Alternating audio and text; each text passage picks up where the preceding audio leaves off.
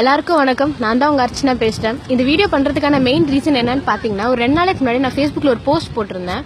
அந்த போஸ்ட்டுக்கு ரொம்ப பெரிய ரீச் இல்லைன்னு நினைக்கிறேன். பட் ஆனா அந்த போஸ்ட்ல ரொம்ப இம்பார்ட்டன்டான ஒரு மெசேஜ் அண்ட் இம்பார்ட்டன்டான ஒரு ஐடியா இருக்கு. அது என்னன்னா, இப்ப நம்ம எல்லாருக்குமே தெரியும், நார்த் இந்தியா ஜந்தர் மந்தர்ல நம்மளுடைய விவசாயிகள் எல்லாரும் போராடிக்கிட்டு இருக்காங்க. அவங்களோட மெயின் டிமாண்ட் என்னன்னு பாத்தீங்கன்னா, அவங்களுடைய விவசாய கடனை தள்ளுபடி பண்ணணும் அப்படின்றதுதான். அவங்க எத்தனை வகையான நூதனமான போராட்டங்களை செஞ்சாலுமே வந்து சென்ட்ரல் கவர்மெண்ட் காதில் அதெல்லாம் விழற மாதிரி தெரியல. ஸோ ஸ்டூடெண்ட்ஸ் ஆன நாம தான் இதுல வந்து ஏதாவது செய்யணும் அப்படின்ட்டு ஆசைப்படுறேன்.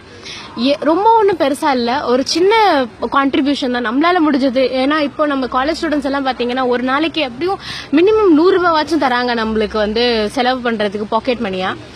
ஒரு நாள் கேன்டீன்லயோ வெளியோ சாப்பிடாம அந்த 100 ரூபாய் ஒவ்வொருத்தையும் வந்து வாங்கி ஒரு காலேஜ் சேர்ந்து அதை வந்து டோட்டலா ஒரு மாசம் ஒரு அமௌண்ட் ஆக்கி அதை வந்து அவங்களோட கடன் அடைக்கிறதுக்கு நம்ம உதவலாம் இல்லையா?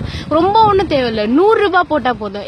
அத்தனை பேருமே ஒரு 100 ருபீஸ் போட்டா போதும், அவங்களுடைய பிரச்சனையை நம்மளால ஈஸியா சால்வ் பண்ண முடியும்.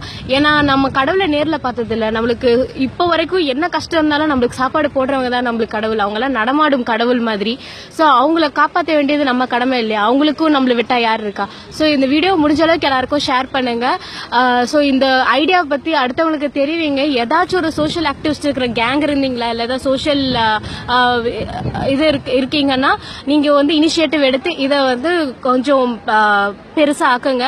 இதை நம்ம எல்லாம் நினைச்சாதான் சாதிக்க முடியும். சோ தயவு செஞ்சு இந்த வீடியோ எல்லாருக்கும் ஷேர் பண்ணுங்க. நன்றி, வணக்கம்.